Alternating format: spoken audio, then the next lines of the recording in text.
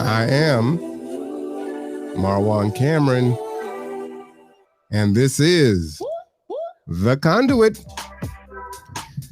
All right, y'all. You know what time it is. It is time for our Sunday conversation. We got a good one tonight. It is 100 degrees in Kitsap County right now. It is tremendously hot. I hope you all are staying cool. On Facebook, I submitted some information on the difference between heat stroke and heat exhaustion. So please do look out for the signs. Check in with your friends and family. Check in with strangers. Understand what those signs are. Stay hydrated. Stay cool. If you do not need to go anywhere, do not. And if you must go, consider calling G2 and let us transport you in a nice, cool van. 360-373-3000. All right. You know, tomorrow it is going to be even hotter than it was today, if you can even believe that. Crazy as that sounds, it is. So please take care of yourselves, people. It is going to be tremendously uncomfortable. And it is still June. It's still June. I don't get it. I don't understand it. So is global warming real? You tell me. Something's going on for sure. Something is happening. It's June. And we usually don't see our heat until August, September. So if this is what we're in for, man, I'm afraid to see what July and August have in store. So we got to get ready. We got to get ready. You know, I was saying earlier, I was at New Horizon Baptist Church. Shout out to them. They had their 15-year anniversary. So happy anniversary, New Horizons Baptist Church. Co-pastors Mac and Rose Litton. 15 years of service. And as I said today, you know, they allowed me to speak during the service. You know, they really are about the mission of feeding and clothing and just really taking care of the least of us, those that need the most help. So very appreciative of them for that. And they've been doing it for a long time. You know, if you think and reflect on 15 years, you know, what are some of the things that you've done for 15 years? You know, the list is probably not that long. You know, so to be consistent in that way, continue to grow through those ups and downs is definitely an accomplishment that needs to be acknowledged. And, you know, you got to be reflective, right? I was saying in last night's podcast, a lot of times we are caught up in the minutia of doing the work, and we don't often stop and reflect, take a bow, you know, and you know, just say, hey, you know what, you're doing a good job, you know, keep it up. So good job, New Horizons Baptist Church. Hopefully you have 15 more and 15 after that. All right. So again, like I said, it's going to be hot tomorrow. Please, please, please take care of yourself and each other. We have a really good show coming at the bottom of the hour here in just about 10 minutes. So, you know, wanted to come on a little bit early, allow folks to, you know, get themselves situated, learning to use some of the technology a little bit more. So I was able to kind of put out a, you know, an advertisement saying, hey, you know, there's going to be a show tonight at 6:30. So more people can join in. And I see there's several people already in. How you doing there, Mr. Dent? Good evenings. Sounding and looking good. You're out on a ride around the corner from me. All right. All right. So do stay cool. That is good. So I'm glad that I'm coming through well. So I don't need to check my little backup here. Makes it easier when someone can let you know all is well. You know, it's good to have that support. All right. So I do want to let you guys know again before we get going. We do have a fantastic podcast coming up Tuesday night at 6:30. I will be hosting our show from the Marvin Williams Center, and Deborah Moore Jackson and Okoye, and I'm not saying Karen Vargas's name correctly. Our guest Dominic will school me on that when he comes on. Myself and Christina Rourke have come together to collaborate, and we are going to have several renters on the podcast. And we will have some conversations with them on their perspective, right? On what's going on with housing. What do they think about the moratorium, eviction assistance, and just kind of hear their perspective. That's really important. Hey, how you doing, Christina? That's really important to hear all perspectives. And, it's one of the things that I want the Conduit to be, right? Is not just one voice, but all voices. And so we can critically think. We do not have to agree, but we do and should listen, right? And analyze. And kind of go from there and build. So we're going to go ahead and do that on Tuesday night at 6:30. So please join us. The advertisement has gone out, so you can just go ahead and click. But again, if you subscribe, like, and share, go ahead, turn on your alerts. Then you will be alerted every time I go live and have a show. Especially because sometimes, I don't always come on a scheduled time, and that's because if something kind of pricks my heart, then I'll come on. And so there may be a current event or some really important news that I believe that you guys need to hear about, and so I will come on at a unscheduled time, and I am known to come on during the evening times. So yesterday, during our normal Saturday night show, we were so busy, I actually had to take a G2 ride, right? And pick up one of our clients from Kitsap Mental Health. So the show didn't start until a lot later, but it was a fantastic show. So if you didn't get a chance to see that, please tune in. And also in our show, I told you that there was a guest speaker coming to our podcast, and that will be the executive director of the Bremerton Housing Authority. Joe Stanton will be coming down to the Marvin Williams Center and joining with the landlords. So like I said, you're not going to want to miss it. It's going to be a great show Tuesday night, a lot of information. If you have questions, please type them in the chat or send them to me beforehand. I know some of you have already started doing that. So I will, kind of push those questions out there. And so this is kind of that opportunity, right? Being able to bring people together, I think is tremendously important to do. In order for us to find ways to collaborate and build, we can watch what's going on. We have this variant that what I think it's called the Delta variant of COVID right now, and it's hitting quite a few countries, and it was in, I think, 40 something states the last that I checked, and here it is. It's hot.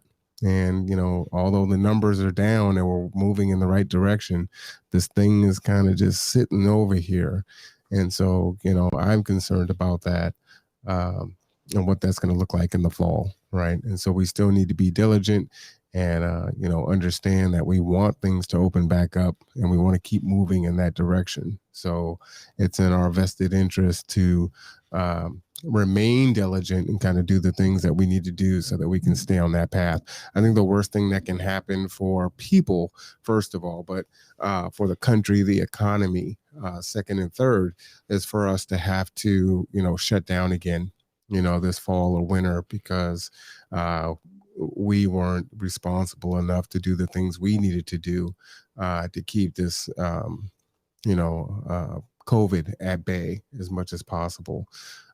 So it's sometimes we do the things that we don't really care for so that we can have the outcome that we want, right? Take your medicine, take your vitamins. They're not always the most tasty, but we're doing that from a preventative standpoint so that we don't have to deal with the consequences. So a little discomfort now with mask wearing and social distancing and kind of staying in your pods. I know things are open, but if you can resist even a little bit, it will go a long way this fall and winter. So I'm definitely concerned about it. I will continue to bring you that information. Kitsap Public Health has been really awesome in sharing their information and bringing us to the table from an equitable standpoint, something that I don't really remember. Health organizations from a county or government perspective, really doing in the past. And so I think that's powerful because it helps with that transparency for us to be able to ask questions and hear about what their processes are, how they're thinking, and taking input from us, right, on what's fair, what's equitable, and whatnot. So I think we're headed in the right direction. There's a lot for us to do. There's an uptick in violence that we've already seen, and these things I believe are going to continue. They always increase during the summertime anyway, and it's even hotter. So that tends to make people frustrated and angry, and so we need to really engage in even more self-care, empathy, and whatnot. My guest is getting ready to jump on. He just let me know. He's coming on here in a minute. My guest tonight, of course, is Darrell Dominic. If you haven't read that in the description, you will see that. But he will be coming on in just a few seconds. Let's see. Oh, there's a text message that I just saw to you. Join tonight if you want to understand the podcast experience. Yeah, absolutely. Thank you for sending that out. Christina, she's really awesome. So, I gave her a compliment. I'm not going to share it now. I will share it later because I'm going to wait until it all, I can put it all together. But she's in a lot of spaces, right? And not because she has to be in those spaces. She's in those spaces because she wants to be in those spaces. And it's very powerful and very appreciative that she does that. She is definitely someone that pulls people together and allows them to, find their common footing and to build together and bring their uniqueness of themselves and their experiences into a space where we can be the best versions of ourselves. And Tuesday night's podcast is a living example of that. And what's so awesome is how quickly, things can take place, right? Sometimes, we have the committee for the committee. And it just seems like we just stay in these planning stages and we want everything just to be just right before we go and launch, right? And you do want to, measure twice and cut once, but at the same time, sometimes you just got to get in there and build the plane while you're flying it. And so, you just kind of have a little bit of a mix there. All right. So let me go ahead and bring Darrell on in. How are you doing tonight, sir?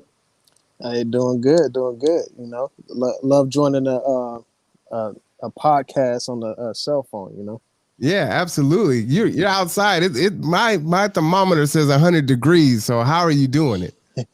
How are you not sweating? Oh man, it's right now it's hotter in the house than outside. So we just open the windows and stuff. We got a little AC unit, but most of the AC units are.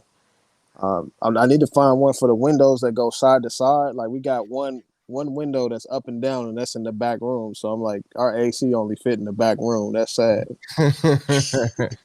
No, I feel you. I have one of those too, and the one that I have has some extra pieces in it, so it can either go horizontal or vertical, and then it's got the extra pieces to kind of fit the whole window. So I'll send you a text on. It's an LG.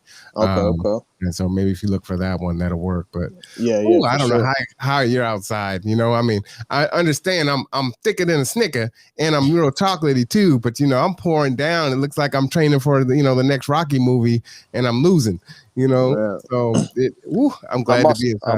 I'm also it's like I've been up here for a while, so I'm used to the temperatures a little more. But where I'm from, back Oklahoma City, it gets 110 and it's humid on top of that. So, like, I'm able to like withstand it. Some people are like, oh well, yeah, we're gonna die up here, and, I'm like, oh yeah, this ain't nothing. We planning on doing a road trip to Arizona and No, Oklahoma this summer, and no. so I'm like, yeah, this is just a warm up.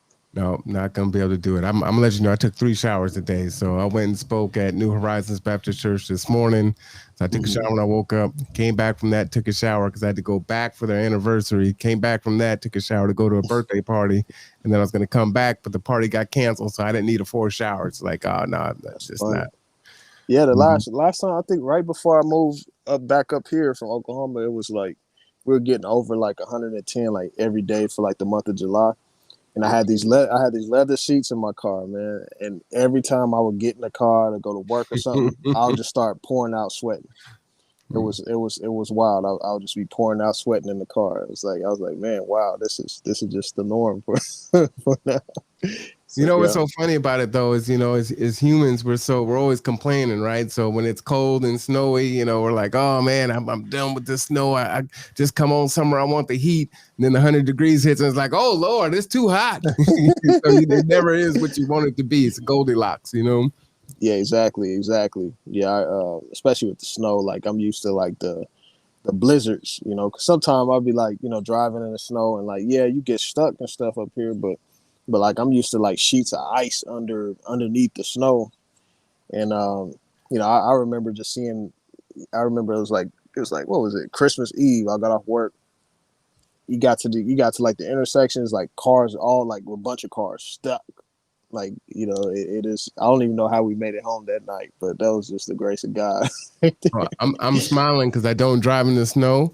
So it's kind of a running joke. It's like, okay, so you got a transportation company and you don't drive in the snow, and I'm also geographically challenged too. So if I don't have a Yeah, GPS, I know I've been here pretty much my whole life. I don't know where I'm going, so it's a problem. But yeah, I do yeah, for not sure. drive in the snow. I have no hmm skills, Yeah. none. I feel you on that. I feel you on that. And So yeah. I know So my limitations. yep. Yeah, definitely. So yeah. So what's happening your way? What's going on tonight? I know we got a juicy topic to get into. Oh man, we do. I was just trying to log in to my Facebook because I actually wanted to pull up you had a Facebook post, right? So you are a musical artist, right?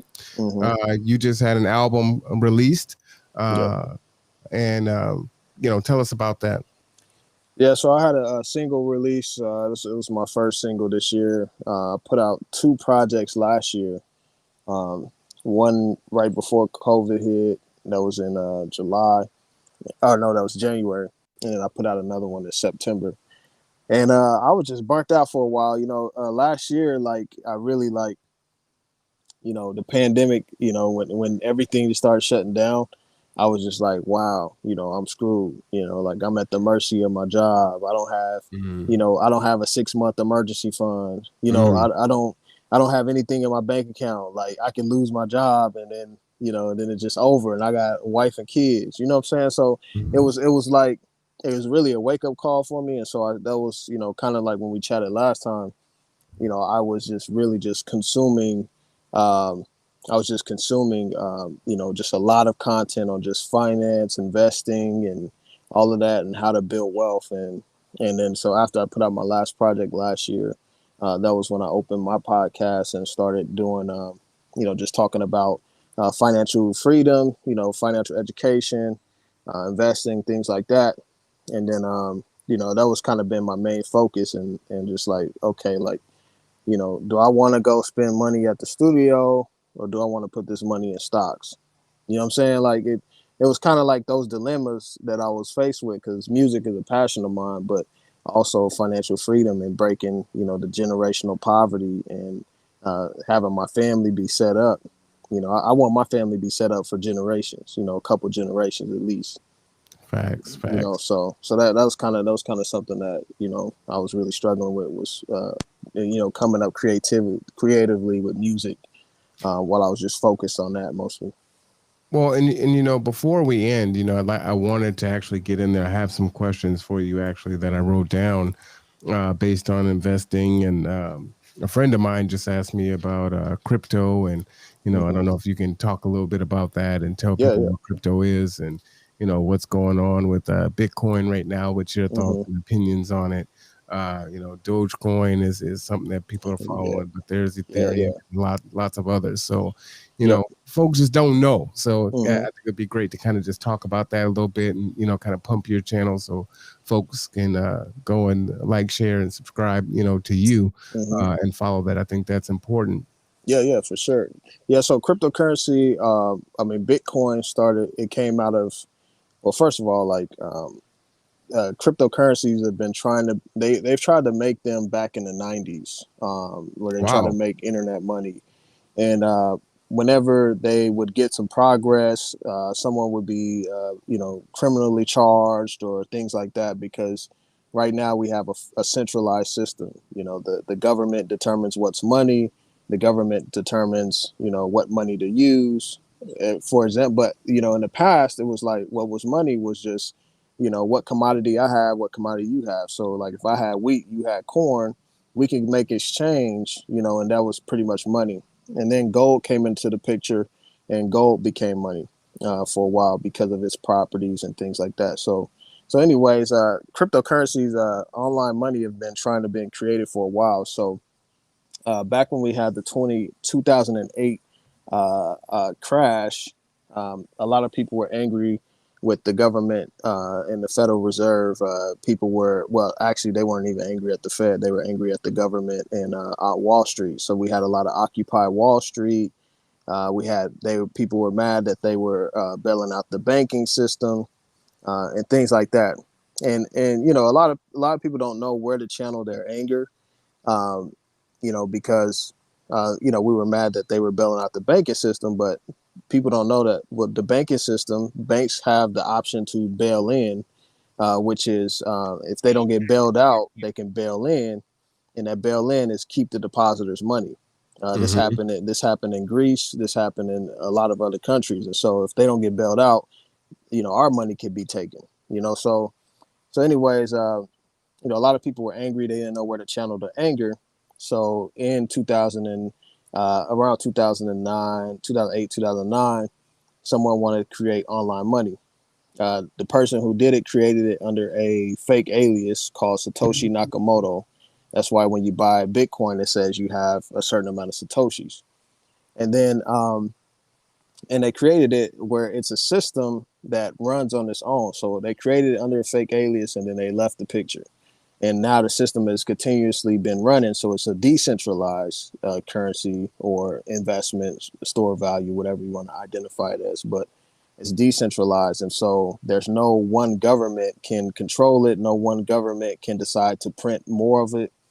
There's only going to be 21 million Bitcoin in existence. Mm. It'll be done. I think the mining stops in 2040. I think that's the last year for Bitcoin to be mined.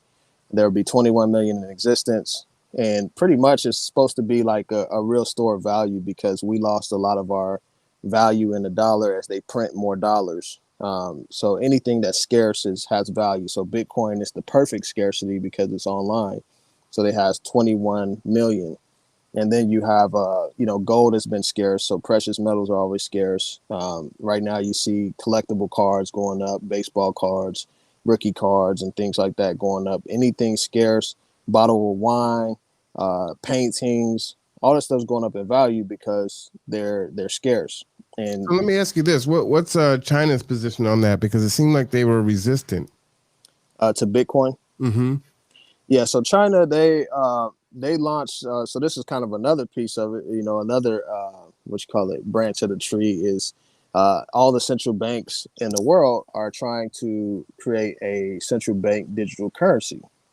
So we've always heard for a long time about the banning of cash, about cash will no longer exist in the future, and things like that. And then some other people, I mean, including myself, have a perspective that eventually they will be able to control what you spend your money on. They can shut your account off. They can track your privacy. Will be very limited. So back in 2020, we passed a bill called Senate Bill 3571, which was the Banking for All Act, which says that we all have to have an account with the Federal Reserve. The Federal Reserve is supposed to be private entity, but they work buddy buddy with the government pretty much. And so eventually money's all going to be digital. So China launched their digital currency. I think it was late last year. And then by February of next year, they're going to be banning all cash, and you have to use your phone for money, to have your money on your phone. They have a lot of tracking, facial recognition and stuff. Like say, like if you're jaywalking, they can issue you a ticket and just take it directly from your account. Things like that. So they've been doing that. So Bitcoin actually challenges that system, because they have a system where they want more control over the people. And so, and I mean, and I'm not going to get into the whole communism thing and totalitarian or whatever that may be. But that's pretty much the reason why I think they wanted to crack down on Bitcoin. Well, let me get your opinion on this. So, China is definitely a world power, and people, whether it's hyperbole or not, says China owns the United States. You see what they're doing in Africa. They definitely are doing some power plays, and so if this is their new form of currency and they're fighting against the dollar and cryptocurrency, what in your opinion, what does this look like 2 to 5 years from now? I think 2 to 5 years, we still remain the reserve currency status. I think that's becoming challenged by countries like China and Russia because, well, first, like throughout history, we've always had countries that have had reserve currency status. We had the British pound for a while. Rome had the world's currency, all of that stuff. So it's nothing new that a country comes up and they get reserve currency status and then they end up falling. So eventually America's gonna fall out of place with that. It's always happened throughout history. So it's a historical thing that's gonna happen. However, but China's put themselves in a position to where we've sent a lot of our jobs over there. We sent a lot of our they've been a big trade partner. But they are the biggest world commodity importer, and so they import all the goods to make the things that we consume. So what happens right now is the U.S. has all-time high trade deficits. So we import more than we export. Mm-hmm. So right now, we're not producing a lot of things. We sent a lot of our manufacturing. We sent a lot of our jobs and stuff like over to China. So we hardly produce anything. We mostly have service industry jobs. And so how this plays out, how I think this plays out, is that China becomes the next powerhouse. And they have trade surpluses. Their surpluses are in the positive. So they're actually exporting more than they're importing. And then you have, they're the biggest commodity importer. I mean, they don't have a lot of debt. I don't think they have any debt. And they're pretty much put themselves in a position where they're producing everything for a lot of places in the world. And now we're trying to backtrack on that and like trying to get stuff back because we made those poor decisions to send a lot of our jobs over there, a lot of our manufacturing jobs over there. Well, let me continue to get your opinion on this. And Christina says, my understanding is behind on all of this, and I am an econ undergrad. So, I mean, there's a lot of stuff going on. But, kind of based on your assessment, right, and how the United States could reverse it. Whether, Republican or Democrat is in office, they'll say, hey, buy U.S., but we don't seem to be manufacturing anyway. So it just seems to be, talking points. Will one of the parties that are in power actually take that seriously and start to, bring back some of our manufacturing? Can we even do it? Because the American people have to be paid such a higher wage in order to produce, the same things in India or China or some other places. Mm-hmm. What are your thoughts on that?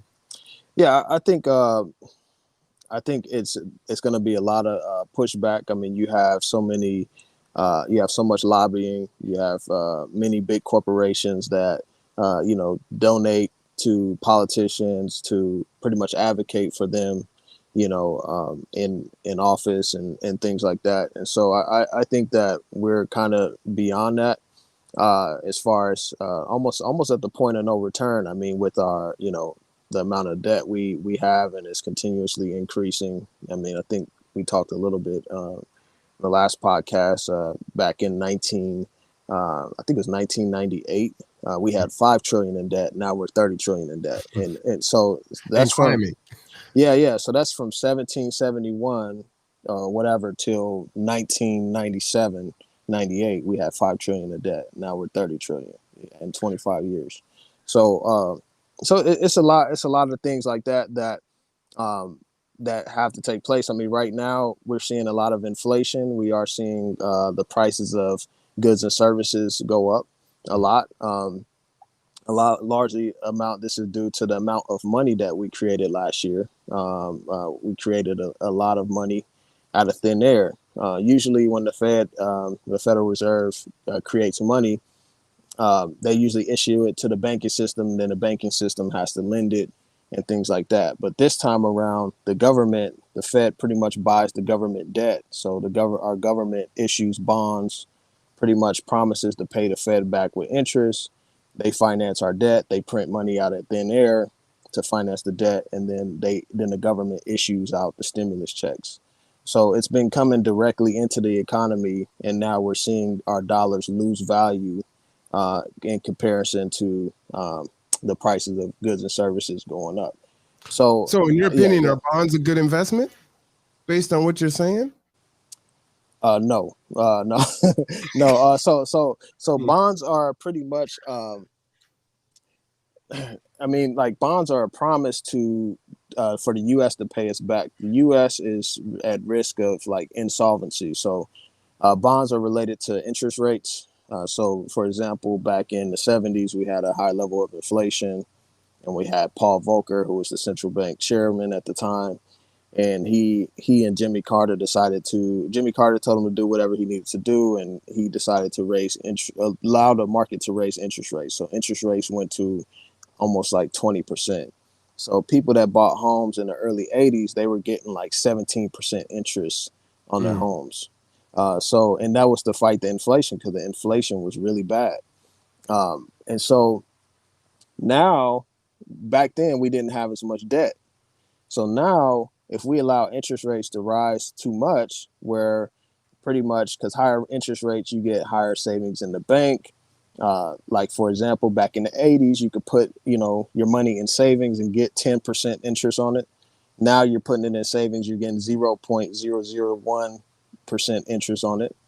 And so that bonds was a good investment back then, because you were getting high interest on your bonds. You were getting high interest off savings in the bank, and things like that, So, but now the Fed is pretty much suppressing interest rates. So interest rates are almost at zero. And we're not hardly getting anything, Right. for our investment. So bonds are not a good investment right now. All right. So you're watching The Conduit with Marwan Cameron. My guest tonight goes by many names. Yeah. Smiley D, Darrell Thomas. Well, how would you like me to address you, sir? Oh, you just call me Darrell. That's fine. Call you Darrell? All right. Yeah, yes, indeed. Now that was Senate Bill 3531? 3571. 3571. All right. I just want to put that in the chat for folks if they want to do some of their own research on that. We always encourage that, right? Yeah. We're having a conversation, but do your research. And what is your YouTube channel? It's called The Money Levels Show. So levels, it's plural. I decided to name it that because it was just like, okay, I want to bring on different people from different levels of knowledge and finance, investing, and stuff like that. So I just try to, make it applicable to all people. Gotcha. So The Money Levels Show. So double S there when it's all together. Yep. All right. So putting that in the chat, please go and subscribe, like, and share to Darrell's page. Backing into our conversation tonight, um, business is about opportunity, right? Seeing where an opportunity is and filling that void. So, thinking about talking about Black entrepreneurship and Black business, to me, when I'm hearing you say that there may be an opportunity for Black people to exercise some entrepreneurship and maybe start some, production here in the United States. What are your thoughts on that? There's some particular sectors that they might consider getting into contracting with the government as we have to start, well, we don't have to start. We should have been working on our infrastructure decades ago, but we're watching overpasses collapse and buildings fall down, and we're seeing it. It's just going to keep Yeah, happening, yeah, right? yeah. So there's some opportunities for Black entrepreneurs right now. It's interesting on the timing of that, huh? Mm-hmm.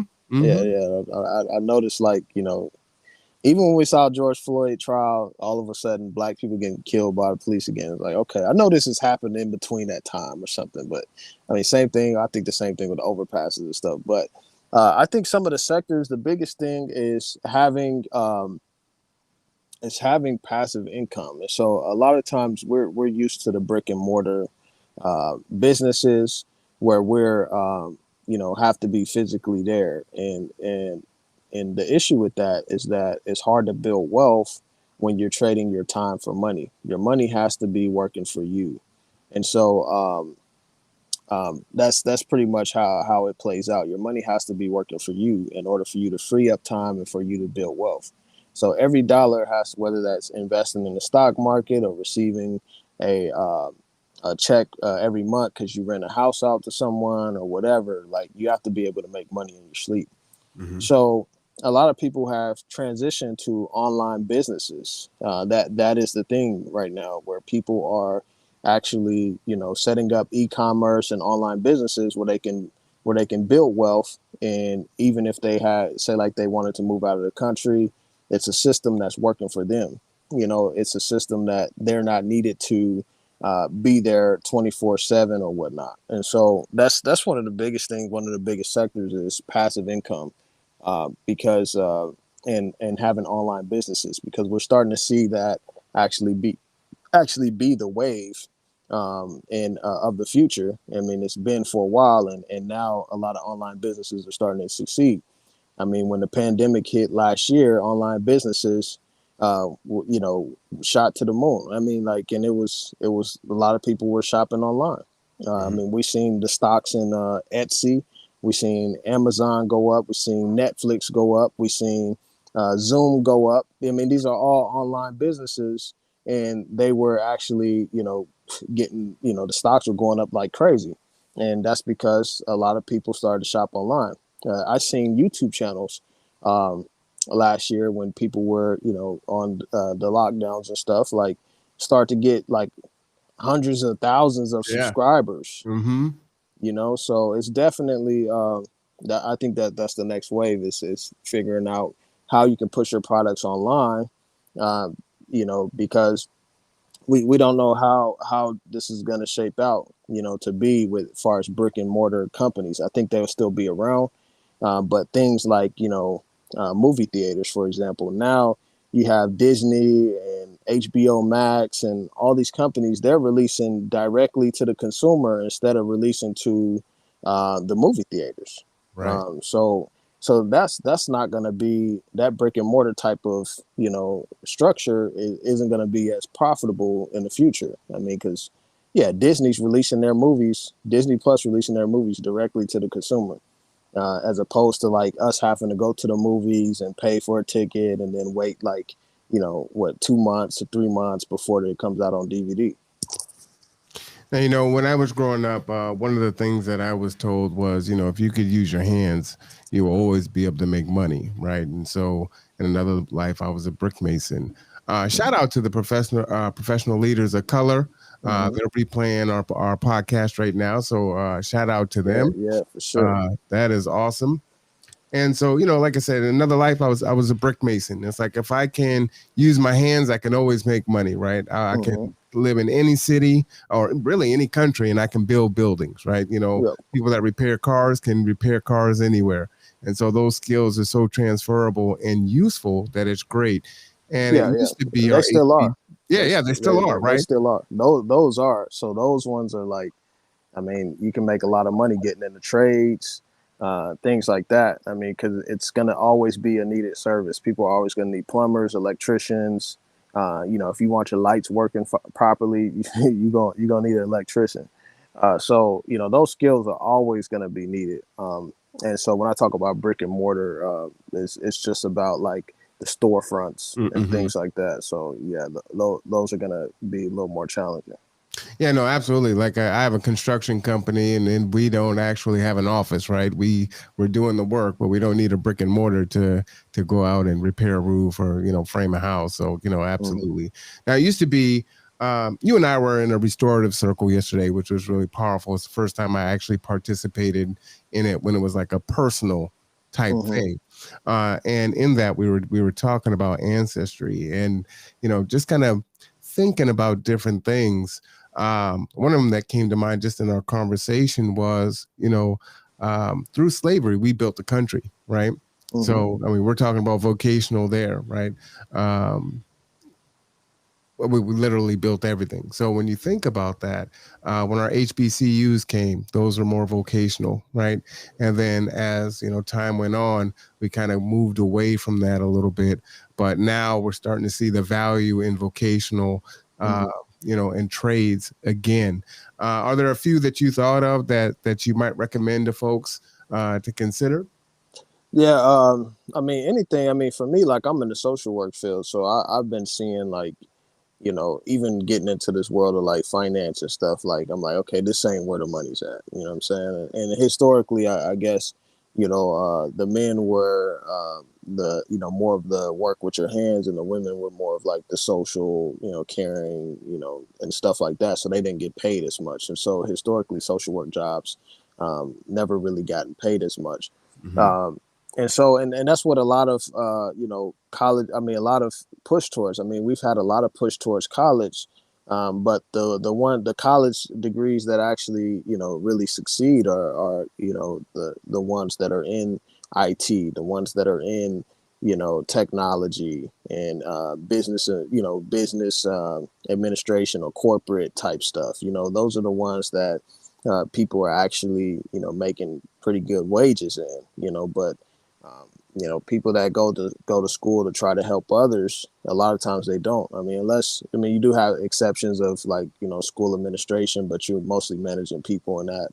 And then if you wanted to be like a school counselor or something, I mean, you can make a decent amount of bread. But um, yeah, a lot of the jobs that we tend to go for, whether that's nonprofit management.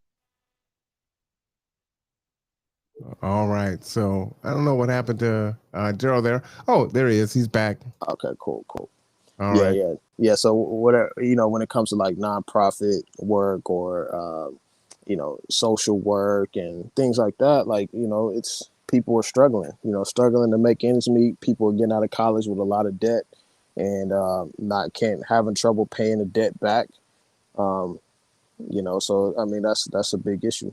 Yeah, you know what? That's facts. I was just saying on the podcast last night, in my own personal situation, I started off at Olympic College as an academic advisor, and that job required a master's degree, and it started at 1975 an hour, right? Yeah, yeah. So back in the day in 95, I was a bricklayer. I made more back then in Hmm. 95 than I did with a master's degree Yeah, working at the college. So, it's yeah. just pretty crazy when you think about that. Even with if you adjusted for inflation, oh man, it'd Hmm. be crazy. It'd be like $60, $70 an hour compared to today's money. Maybe not that much, but that's a little hyperbole. But Yeah, uh, yeah. If you look at that, I have a chart that shows like how wages have not really increased since the late 70s, early 80s. Wages have been relatively flat, but corporate earnings have been going up a whole lot. And that gap between real wages adjusted for inflation and corporate earnings actually went to the 1%. yeah, absolutely. Well, you know what? Let's slide into our conversation tonight, and let me set it up for you. Yep. So, there's a grant that came out through CREEF, which is Kitsap Racial Equity. I never get the acronym correct. An empowerment fund, CREEF. I think I got it right. And they had a grant, and they asked some questions in the grant, and I just kind of felt like we need to do some things in a different way. We need some different voices, that sometimes we can find ourselves in the echo chamber. Mm-hmm. And if we don't allow uh, contrasting viewpoints, then we kind of get stuck. Um, and we're busy and we're doing work and we may even be making gains, Yep. but we're kind of missing out on some things. And so uh, I answered a question. Well, I answered two questions on that grant, and with no expectation on getting the grant. And so, because I was pretty fired up, right? And I wanted to make a point and have those that review the grant, which are Black leaders in the community, and I think BIPOC folks also, to just kind of think about it, right? And in my grant, I actually put your quote that you posted on Facebook. So I think you had released your single.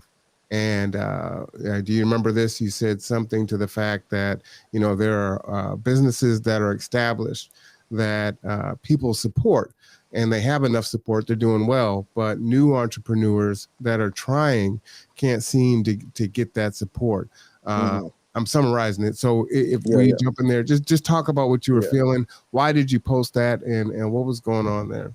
Why was Yeah, that yeah, important to you? so that was in relation to my real estate, my real estate license, and and I had some friends, like, and I'm not trying to put them on blast or nothing, but that went with other real estate agents, but and I had a conversation with one of my good friends about this, and we came to an understanding, which I felt was very positive. Was that whenever we're good friends, and if you have a dream or you have a business or whatnot, say like you're a plumber, or and you want to start your own business, or you got an online business or whatnot, I'm going straight directly to you, Mhm. because you're my guy. You know what I'm saying? And it's like, hey, so I'm gonna support you. And then if you decide to start a business, like, I'm gonna push your business to other people to support, because we help each other build each other's kingdom, and I was kind of offended by that a few times, and people could do whatever they want with their money, like, that's just kind of my take on it. But we can't say that we're woke or have a high level of consciousness and about wealth and equality and all these different things, and we continue to feed people that are already well off, you continue to feed them and feed their pockets. So, like, if you have, I mean, and then it's a big picture type of mentality. A lot of times, sometimes people think transactionally and not really, just like, okay, it's just a transaction, blah blah blah. But it's like, hey, like, you could actually help your brother out, and your brother's going to help you out, as well. And that was just kind of what I was feeling, was just like, okay, like, we say that we want to support black owned businesses, or minority businesses and things like that, but then we go and spend our money with people that are already well off and doing well. So it's like, okay, like, that doesn't make sense, when we're all so woke about wealth and equality and stuff. Yeah, absolutely. So, Black folks will give a myriad of reasons on why they won't support a particular Black business. In the situation with your friend, was it, were you too expensive? Did they expect a discount? Because sometimes those are two of the reasons that we'll get, right? It's like, Hmm. well, I'll do business with you, but you should be giving it to me at a discount, right? Yeah, Or your yeah. price is too high. What were the reasons? Can you share that on why they It, wouldn't? it was mostly between me and a relative of his, Okay. and so he had to choose. Like, he was in a hard position, thinking that he had to choose between us two. And to be honest, like, I'm like, bro, like, choose your relative. I mean, like, that's your family. Choose them. Like, don't worry about that. And he felt a lot of pressure, from family and stuff, and then and he's married too, so, like, he has to consult with his wife and stuff too, like, and he did have a coworker, that came to him and mentioned that, well, how about you don't hire family and stuff, and then you just take the emotion out of it. and and this was a white guy, and I guess I mean he doesn't.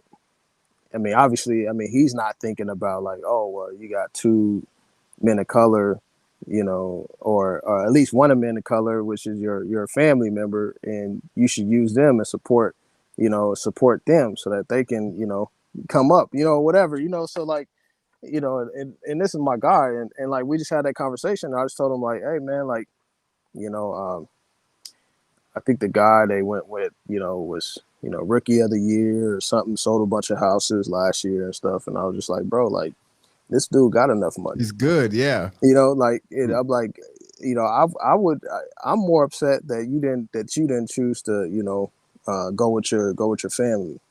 Like I mean, because even like I'm like, because we have to help each other. We have to help build each other's kingdom.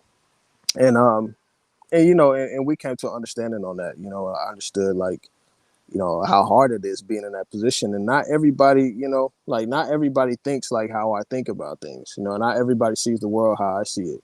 Um, and it was a great moment to like shed some light on some things where it's like, okay, like these are some things to consider whenever you're, thinking about certain, whether that's a transaction or whether you're planning on supporting someone, and so those are things to consider. If I, for example, if I, have a good friend that's, a man of color and they have a business, and I'm like, okay, like I can hire my friend. I have a good friend who's construction, owns his own construction. And then I take my money elsewhere to somebody that I just find on Google.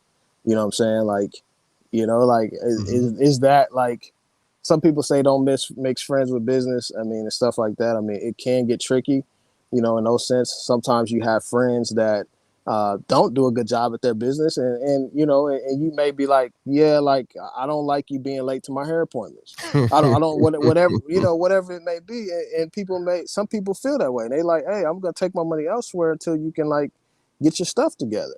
Right. Like, but like it's kind of one of those things where like I was feeling that way, and and I felt like it was something that needed to be shared, and not in the sense of like trying to put my friend down.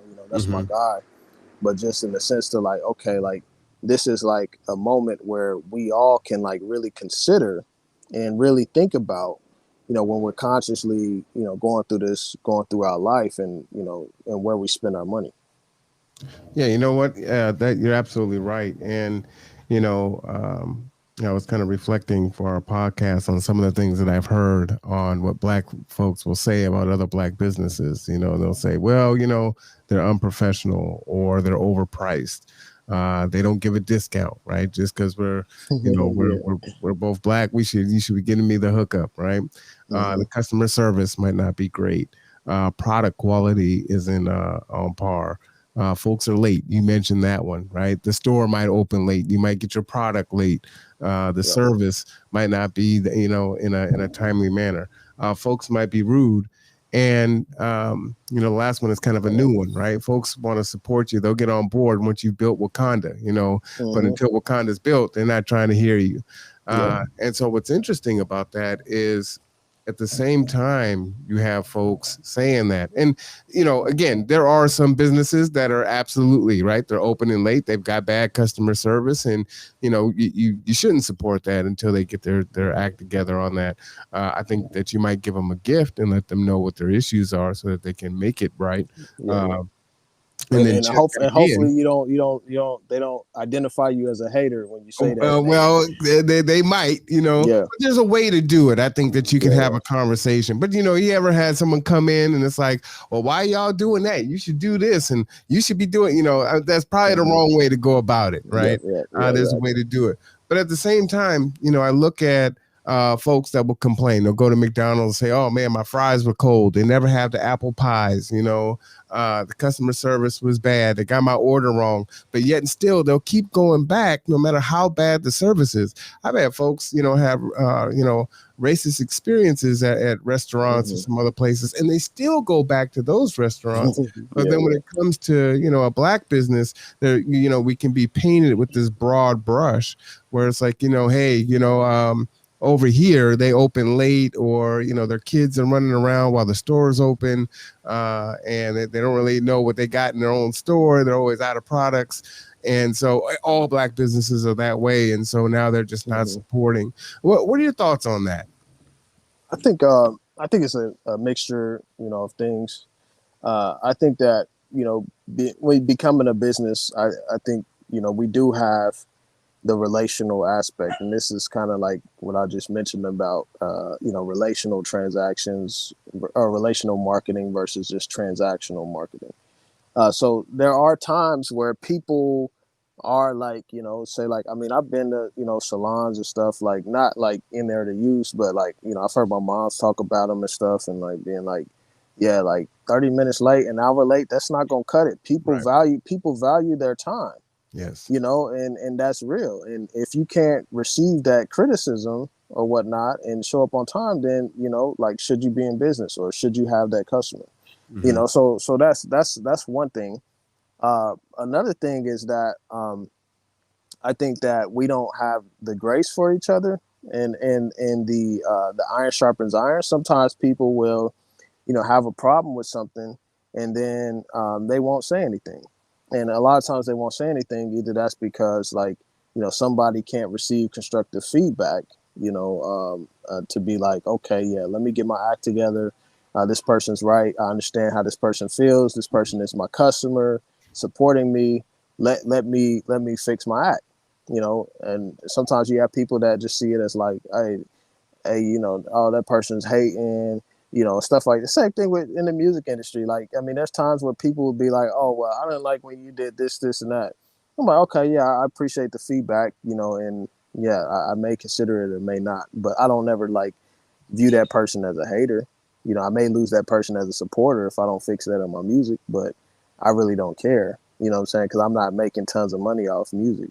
But versus like someone that has a certain type of business where they are making good money, and stuff like that. And so, and I think it's big not to assume, just because someone is black or of color that they aren't punctual, or things like that. Because for me, time is the most valuable thing for me. I go to my guy Gino, he ready. Mm-hmm. He got a schedule on, like he be denying me sometime, like for a haircut. He like, yeah, I can't get you in. Yeah, I may be able to get you in here, but he's pretty punctual. And it's like, okay, like I know when I get in, like someone's very close to being finishing, or the spots wide open for me. Because I value my time, and Right. that's very important. But in relation to like other types of businesses, whether that's like, construction or things like that. I mean, the biggest thing with construction, me being a real estate agent, is like, I'm like, we do home inspections and stuff, and we like the construction people left all the stuff from the roof in the attic. You know, what I'm saying? I'm like, what? I'm like, wow, okay, that's been up there for years.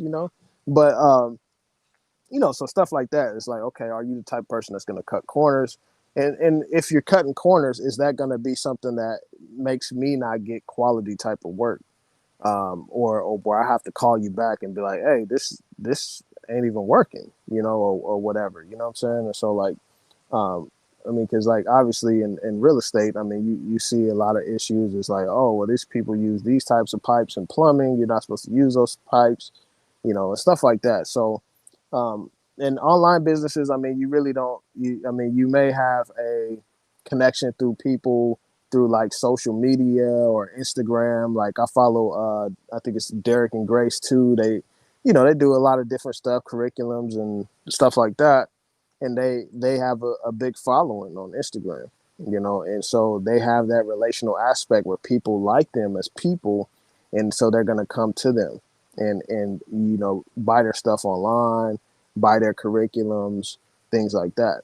So I think it's just two different things. Some people need transactional things where whether it's related to their time and stuff like that. My friend was just like, hey, like I didn't like being in that position where you got to choose between, one of your good friends and your family member. Like, and so, he decided to go, with the transactional route to remove that emotion out of it, Right. And so, so I understand that, but it's just kind of just that balance of just like, how do we still support each other's businesses and help each other, grow and succeed. And, but also, be like, hey, like, if you're not giving me good quality service, I'm not going to go there. Yeah, Like, no, absolutely, absolutely. I definitely can, empathize with his situation of being trapped in a rock and a hard spot. I guess what I would say about that is like, especially here in Kitsap County, we're what 3 or 4% of the population, right? And then if you take the Black business owners, we're a fraction of a percent.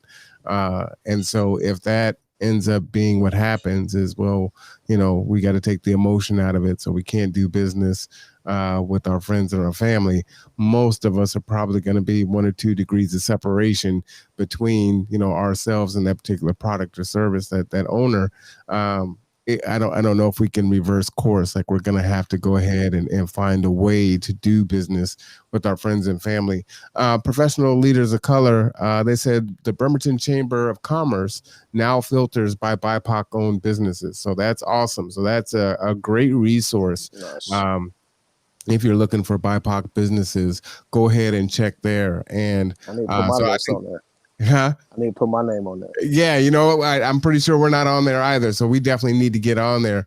But that's powerful because it gives, folks an avenue to seek out those organizations. And then what is the Facebook page? It's Black something.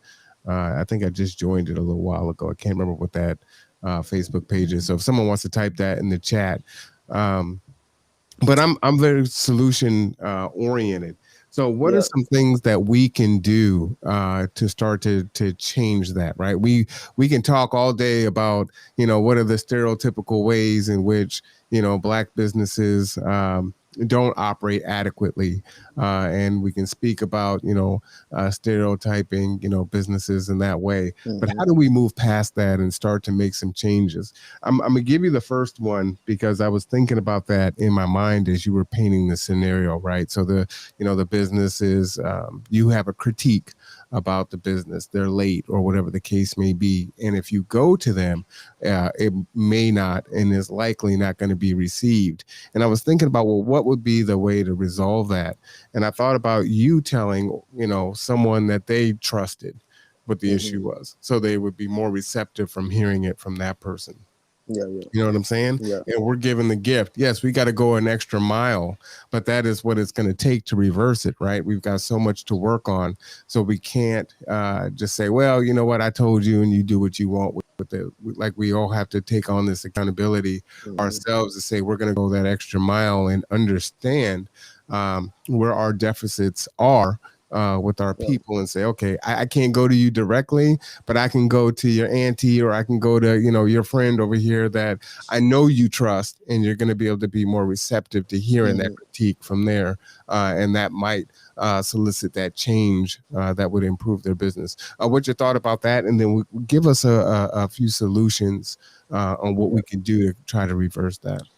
I think the thought on that is, I mean, if you're a business owner and you can't receive constructive feedback from your clientele or your customers, and I understand like some situations people are totally unreasonable and they got super high expectations, and you're like, hey, you need to pay me double, for your expectations. I have that same issue when I shoot videos. I've shot a lot of videos for music artists and stuff like that, and sometimes I get people, they want all this crazy stuff, and I want the Kendrick Lamar looking video. I'm like, bro, you gonna have to come with like $100,000 budget, like, and so so it's kind of one of those things. But I think that if you can't receive feedback from your customers, especially customers that are reasonable and not super picky and stuff Mhm. like that, I mean, then you're gonna have a problem in business in general, because you don't have thick skin, you know what I'm saying, and you're allowing yourself to to fall into these traps instead of using that to grow. So pause right there for me, because I need to give you applause for that one right there, right? That's powerful. That is powerful. It really does take, you're a business owner. You got to have a thick skin, right? So we're saying, hey, you know what? You need to give it to me with a little bit of sugar. And what you're saying is, yeah, maybe they could say it in a different way, but you're a business owner. Your job is to, provide a product or a service to your customers, and you need to be able to take that feedback on and have a tough skin about it. And even if it kind of is prickly, you take it on and then you reflect on it later, right? That's powerful. I think we're always shifting the blame, right? And just saying, hey, well, I started this and it is what it is. And man, I'm doing the best that I can. And okay, that's great. You're doing the best you can. But, here's some deficits that you need to take a look at. And I may be saying it hard. I might be saying it in love. I might just be saying it straight. I even could be putting sugar on it. But you have to, deal with that analysis and then come up with a plan and a solution to move past that. Yeah, exactly. No matter how it's given to you, in love or in hate, right? So you can take that on. I think that's really powerful. I had to stop you there and just kind of process that, because I love that. I love that. All right, please continue. Yeah, and that's like one of the things I had to learn, where it's like, okay, like either if I'm just starting out, like I'm like, okay, well, do I care? I have to ask myself, do I care enough for this person to come back? And sometimes I do, sometimes I don't, depending on who the person is and how they approach me. But eventually, I mean, you do have to have tough skin and be able to receive that feedback.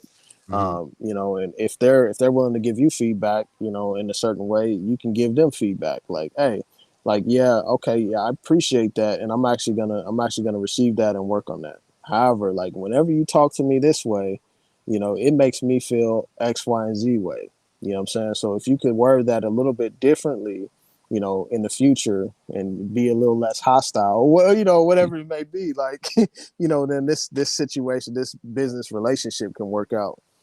So like, I think that, people should, if you own a business, whatever it is, if you're a social media influencer, or whatever, like, you have to be willing to take criticism. If you're a rapper, you have to be willing to take criticism, because people is going to come. I mean, that's just the facts of the matter of it is, like, and sometimes you do a good job and people still complain. I mean, but, you definitely have to, I think you have to take care of, people that are reasonable and people that are mentioning some facts, where it's like, hey, like, I can't be an hour late to the appointments. Like, people respect their time. People got schedules. People got things they need to do. Like, and so if you can't receive that, then that's a problem. Let me jump in here. I taught business at the college, and one of the things that I taught was customer service. And one thing that I don't see a lot of from Black businesses are surveys, right? So it's one thing to kind of wait for the customer to maybe give you a critique or feedback, but it's another thing for you to go out there and solicit, that information through surveys. And there's lots of different ways to do that, because that's going to improve you really quickly, right? Because you've got a lot of folks coming in, and that would be a way that you can, we kind of go off of, what are good survey questions and whatnot. So it's beneficial to you. But by putting that out there, if you can get more people to engage either online or filling it out, the little paper while they're waiting for their water or whatever the case may be, we'll be able to identify some of those spots from you, maybe in a way that is less, prickly, shall I say. We can look at it and that's say, that's a light way to say it. But we're emotional creatures, so we kind of get pricked, pretty easily. But it really is a good way to gather that information and say, okay, a bunch of people are saying this, or a few people are saying, I'm having some issues here. I really need to work on my time. And if I'm consistently starting 30 to 45 minutes late, maybe I just need to open up an hour later, right? And that solves the problem. And now I'm not late because I'm starting at 11 instead of opening up at 10. For whatever reason, I cannot make 10. It doesn't work. But I have customers that, are willing to come in. at this time and go through it. So again, kind of solution oriented. So another good one. Go ahead. I'm sorry to interrupt you, but every now and then I No. just stop you just to kind of, um, just kind of percolate with with your response. Yeah, for sure. And I think the way like some of the solutions is to deconstruct. Uh, the I kind of mentioned on a circle about we kind of have a survival, competitive kind of thing when it comes to businesses and stuff. Like, I mean, when I look back at like whether that's Black Wall Street or the Shabazz movement with Malcolm X, like you seen like so much support for each other's businesses. I mean, like Black Wall Street, that's a whole black community supporting each other's businesses, and you look at that, you're like, wow, like like where are we at now, Mm-hmm. and you kind of have to go through that and kind of deconstruct, like, okay, like what happened in between that time where now we have a hard time trusting each other, and things like that, and supporting each other's businesses. um, I do think certain areas in the country, definitely, have more of that. Whether that's Atlanta and other places, Right. they still have that. But like when you get to a place like Kitsap County, like I think that there can be some of that disconnect, and I think some of that is like us viewing each other as competition. Like I was just talking with a brother earlier, he does athletic training and stuff, and he was just like, man, like this one guy opened a big gym, and and he's just like seeing me as competition, and I'm like, wow, like why is that? Now that there is a part of we live in I think I would say a phony capitalistic country, because it's not truly free markets. We do have a lot of government intervention and all this stuff, regulations and stuff, and so it's not true free markets. But so there's a healthy component of competition, but it be competitive to the point to where you can't like collaborate, where you can't uh, view your brother without viewing them as a threat, Mm-hmm. and I think that becomes like more that survival kind of mentality, where it's like, hey, we're all fighting for crumbs, whether that's a grant, whether that's whatever, like we're all trying to fight for this, because we need this, like, and get out my way, because we need this, and it's like we should have more going around. We shouldn't be in that position. We should be like, hey, this is enough for everybody, but that's not the reality. And so I think there's some mentalities that have to be broken about this type of stuff. Well, hopefully, conversations like this will start to be the way that that's broken up, right? I think we also don't really talk about it. We may have conversations around the table or in the barbershop or some other areas like that, but we're not intentional about saying, okay, here's what this is. This is what it looks like, and how do we start to reverse that? And so my hope is that these conversations can spur again actionable items that we can start to go forward on and then have measurable outcomes to see how that's taking place. So for us, at G2, we're doing this basketball tournament, and normally we do our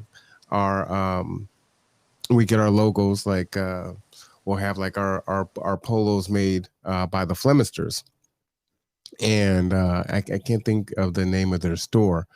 Um, but we also need some more t-shirts done. And so one of the things that we can do that's a little bit different is, Tasia has her custom t-shirts that she's trying to do. So what we're doing is we're going to split up our units, right? So, that way it's not all going to one. And, the Flemisters are very much established. And of course, it would be beneficial for them to use, all of our business. But at the same time, we have another one going that's trying to build up, kind of like you were saying with the real estate, and it's like, okay, so there's a way that we can actually support both, right?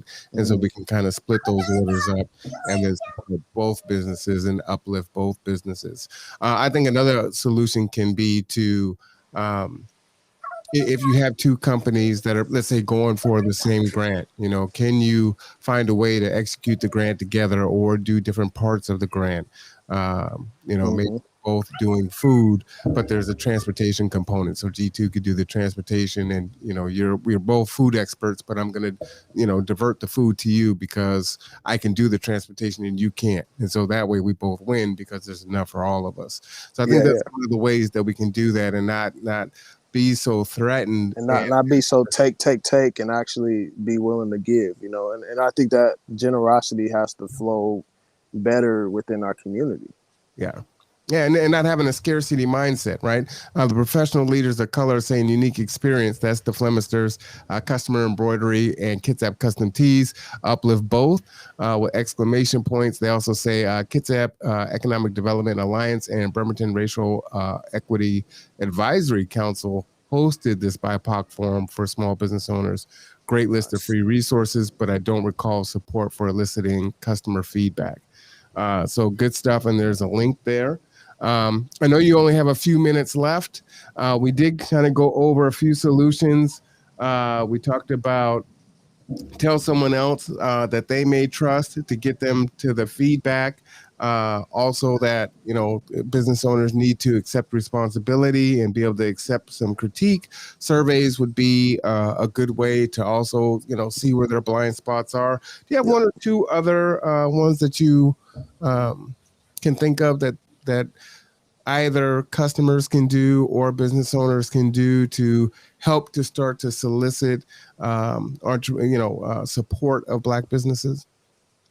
Yeah, I think some of it is there's just a wealth of education online, in regards to how you track data and stuff like that. I think that that's a big piece for success. Entrepreneur success is that you're able to track your data. I mean, you're able to keep a record of your supporters, of people that are your customers. Like, because right now I view social media, Facebook, and stuff like that as building our business on someone else's land, right?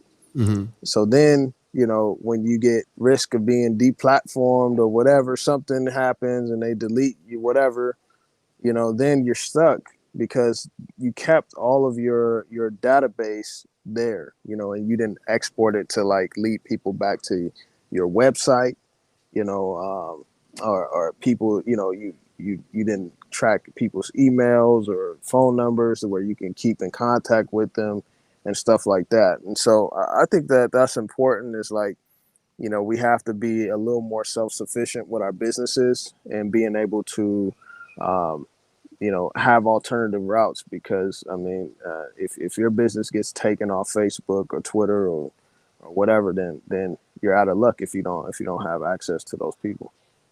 All right, I like that. So I'm gonna give you two more.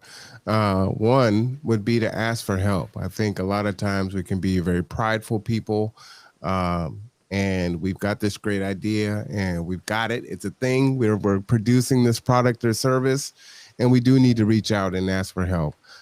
There are people in and out of our community that are there that can help us, but we do have to be willing to ask for that help and then listen to what they have to say. I think that's really Yep. important.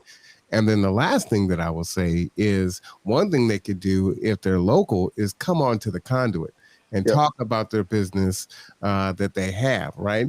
So in that vein, what is the name of your real estate company? Because we need to promote that, right? Oh yeah, I'm just on Facebook at Darrell Thomas Real Estate, or Darrell Thomas Real Estate Agent, or something like that. I think I can't Double put. R double L. Yeah, double Darrell, then Thomas, and then type in real estate. It's real estate broker. You'll find it.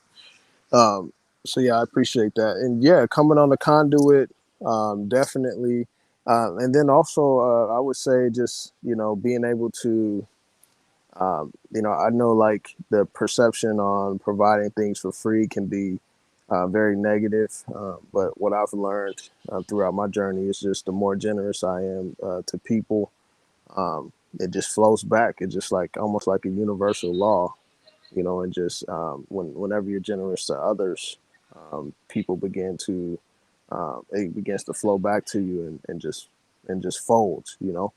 Yeah, absolutely. Absolutely. Well, and the reason why I suggested that is I do want folks to know um, that part of my intention with this platform is to uplift Black organizations that exist here in Kitsap County. And marketing and advertising can be tremendously expensive. Yep. And any way that you can reach another audience is powerful to do. So Hmm. if you want to come on and talk about your business or service, there is no charge to do that. This Yeah. is Yeah. what we can do, right? This is how we dismantle and deconstruct, as we were talking about before. And so just trying to find those unique ways to change our situation, and we have to do it, right? Power isn't given, it's taken. Hmm. And so that's what I can do in my space to do that. You're doing the things in your space. I'm going to give you the last word, Darrell. What would you want to leave folks with tonight? And I hope that you will come on again. Yeah. Yeah. For sure. I would just say, you know, go check out my podcast, The Money Level Show. I've been getting a lot of support from people that are just in the YouTube universe. I haven't seen a whole lot of people in our own community. I've seen some. I've had some people come up and they're like, "Hey, I watch your show," and I'm just like, "Oh, wow, I didn't even know." So I can't assume that a lot of people don't, support. But I knew for a while, like it was like hard for me to get my subscribers up, and then now I'm like hitting the YouTube algorithms, and Nice. I was able to. I'm at close to 1,200 subscribers, but Nice.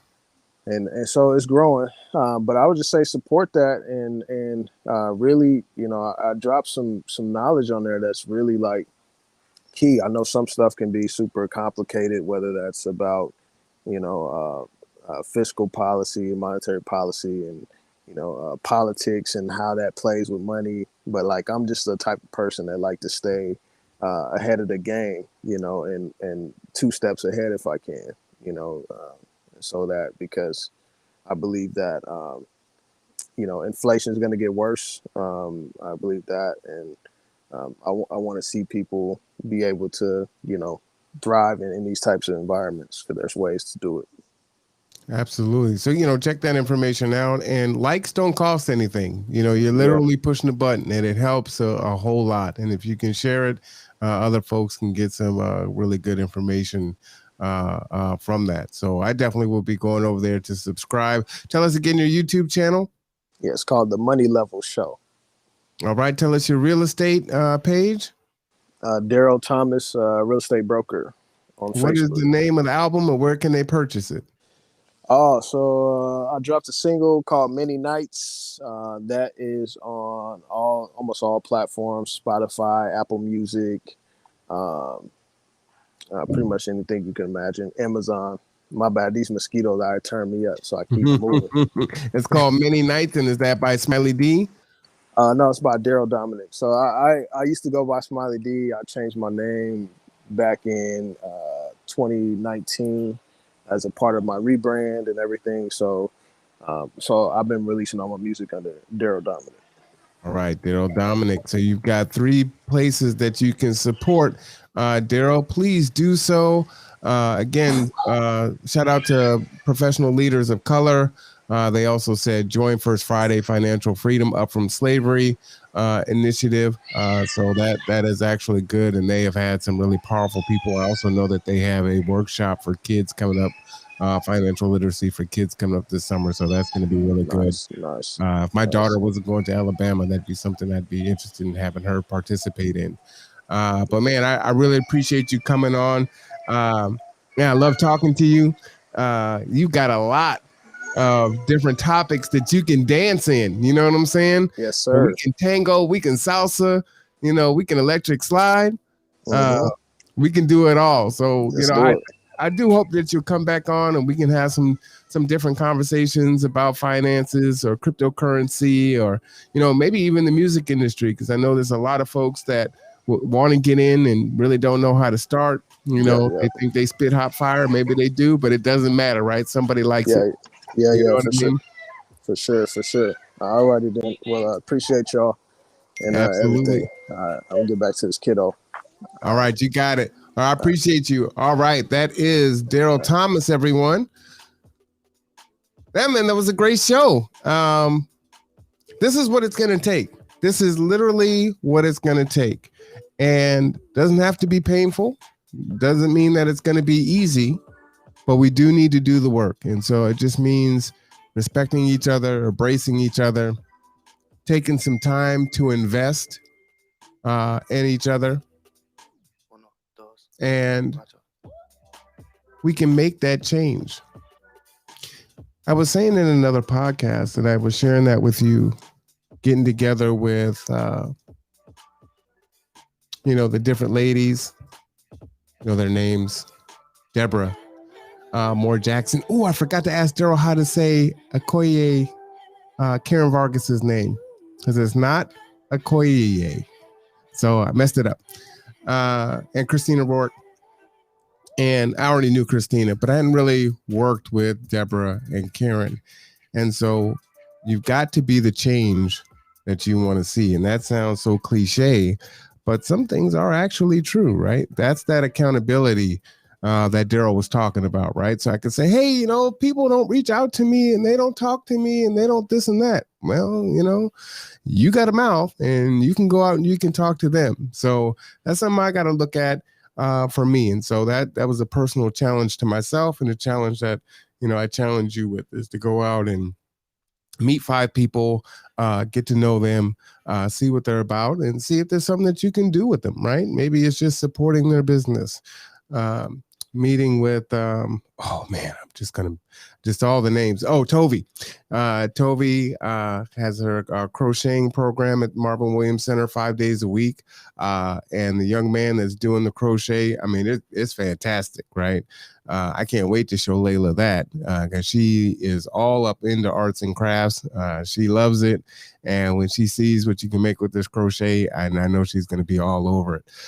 So it literally is just things like that. And you may think, and that's love me for me. So thank you, whoever's on the clock side. You're saving my bacon right now with all these names.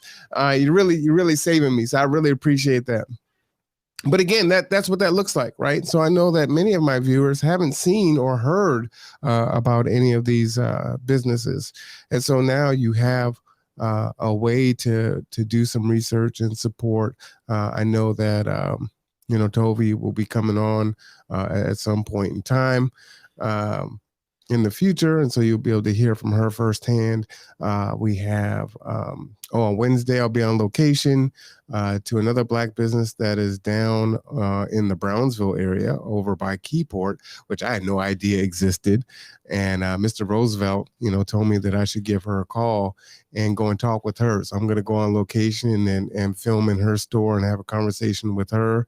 And then I followed up with Mr. Roosevelt, and he says, I got a ton of other people for you to meet. So I've already hit my quota, and I'm not even out of the month. And I didn't even issue the challenge until like the 20th of June. So, I'm on a roll. I might hit 15 people just in the last 2 weeks, and that's all good. So, my plan is to continue to bring you new people, returning people, and keep building on these conversations and create the change that we want to see for our community and communities, and not just the Black community, right? But a strong Black community, I do believe, is a strong community overall. That I do believe in. So with that, I am Marwan Cameron. This is The Conduit. I appreciate you joining us.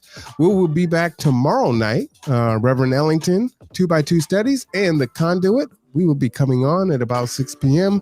Tuesday night, we have our big podcast coming to you from the Marvin Williams Center, where we talk to renters and the executive director from the Bremerton Housing Authority. And then we will have some other shows as we go forward.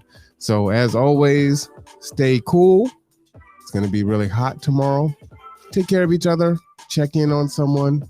Make sure that they're cool, they're hydrated. And until next time. 2, 3, 4.